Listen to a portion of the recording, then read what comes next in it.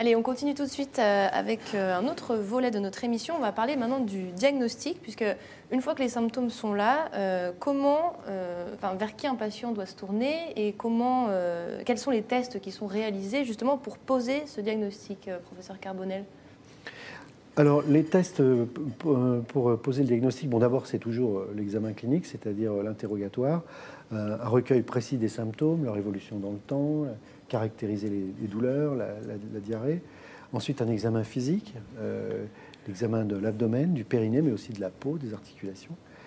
La troisième étape, c'est de faire des examens biologiques avec des analyses de sang, et puis des analyses de sel. On dispose d'un test qui s'appelle le test de la calprotectine fécale, qui est une mesure de l'inflammation de l'intestin, qui n'est pas encore remboursée, mais je pense que ça viendra, et qui permet de voir tout de suite et de manière totalement non invasive s'il y a ou pas une inflammation de l'intestin. En quoi il consiste ce test? Un prélèvement de sel qu'on amène au laboratoire. On analyse les oui, sels? Et on dose une protéine qui s'appelle la calprotectine, qui est fabriquée par des cellules qu'on appelle les polynucléaires, et qu'on trouve en nombre augmenté dans la muqueuse des patients atteints de maladie de Crohn ou de rectocolite hémorragique.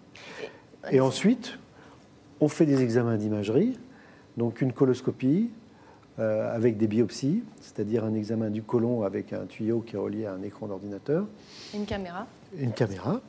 On fait des biopsies, donc on prélève des échantillons de muqueuses intestinales qui vont être examinés au microscope par des médecins pathologistes. Cette étape-là est indispensable. Il y a aussi d'autres examens d'imagerie, comme le scanner, l'IRM, et puis la vidéocapsule, vous savez, cette petite caméra qu'on avale et qui va filmer l'intestin. Donc on l'a fait rentrer par la bouche et non pas par oui, c'est ça. l'anus. Voilà, par le haut. La coloscopie, c'est... Par l'anus. D'accord. Oui. Et dans les examens sanguins, qu'est-ce qui doit mettre sur la piste justement d'une maladie inflammatoire de l'intestin? Les principaux items sont l'hémoglobine, donc voir s'il y a ou pas une anémie, la CRP, c'est-à-dire qui renseigne sur l'inflammation, et l'albumine. Si elle est abaissée, c'est en faveur d'une maladie inflammatoire chronique de l'intestin. Donc un ou moins de ces trois items perturbés est en faveur d'une maladie inflammatoire chronique de l'intestin, mais on peut très bien avoir ces trois éléments normaux et avoir une MICI quand même. J'insiste sur la calprotectine, qui est... Donc ce test qui n'est pas encore pas encore remboursé, mais qu'on peut faire dans les... Que vous utilisez en clinique, dans votre pratique quotidienne? Alors on l'utilise pour le diagnostic, mais aussi pour le suivi des malades.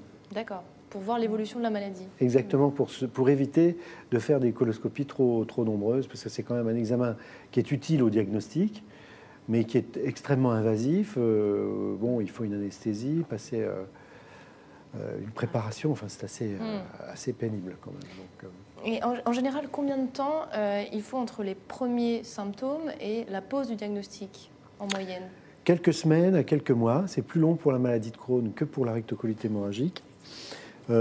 Chez l'adolescent en particulier, ça peut prendre plusieurs mois, plusieurs années même parfois, avec un retard de croissance par exemple. Les adolescents, les enfants n'aiment pas trop parler du transit intestinal. Il faut vraiment aller chercher ces perturbations par l'interrogatoire.